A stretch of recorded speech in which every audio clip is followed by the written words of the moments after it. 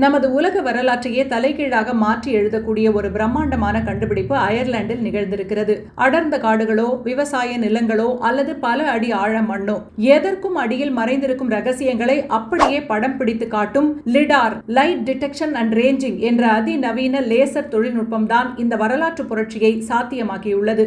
விமானத்திலிருந்து நொடிக்கு லட்சக்கணக்கான லேசர் கதிர்களை தரை நோக்கி பாய்ச்சி நிலத்தின் மேற்பரப்பை டிஜிட்டல் முறையில் அகற்றி அதற்கு அடியில் புதைந்து கிடக்கும் 3200 ஆண்டுகள் பழமையான ஒரு பிரம்மாண்ட மாபெரும் நகரத்தை விஞ்ஞானிகள் இப்போது வெளிச்சத்திற்கு கொண்டு வந்திருக்கிறார்கள். இந்த வரலாற்று தளம் அயர்லாந்தின் துல்லியமாக எந்த இடத்தில் இருக்கிறது தெரியுமா? வட அயர்லாந்தின் ஆர்மாக் நகருக்கு மேற்கே உள்ள ஹகீஸ் ஃபோர்ட் என்ற இடத்தில் தான் அமைந்துள்ளது. உண்மையில் இந்த இடத்தில் கடந்த 1980 மற்றும் 90களிலேயே தொல்பொருள் ஆராய்ச்சியாளர்கள் சிறிய அளவில் அகழ்வாராய்ச்சிகளை மேற்கொண்டனர். அப்போது சில பழங்கால பொருட்கள் மட்டுமே கிடைத்தன.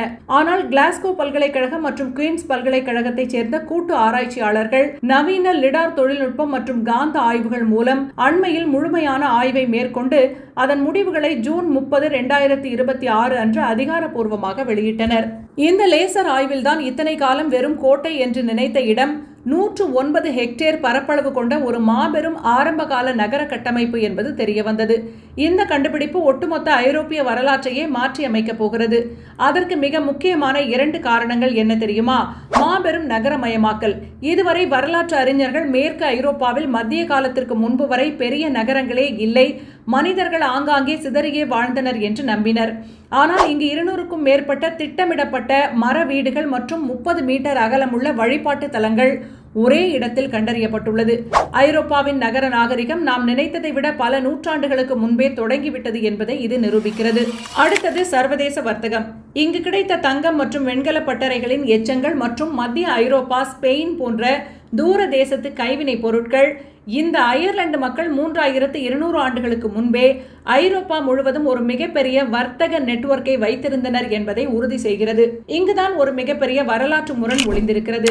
அயர்லாந்தில் இவ்வளவு பெரிய நகரம், தங்கம் மற்றும் வெண்கல பயன்பாடு இருந்த போதிலும் அவர்களுக்கு என்று சொந்த எழுத்து மொழியோ அல்லது ஆவணங்களோ அந்த காலகட்டத்தில் கிடையாது. அவர்கள் தங்களது வரலாற்றை வெறும் வாய்மொழி கதைகளாக மட்டுமே கடத்தினர். ஆனால் அதே கிமு 1200 காலகட்டத்தில் நமது தமிழ் நிலப்பரப்பை உற்று நோக்கினால் நாம் வியப்பின் உச்சத்திற்கே செல்வோம்.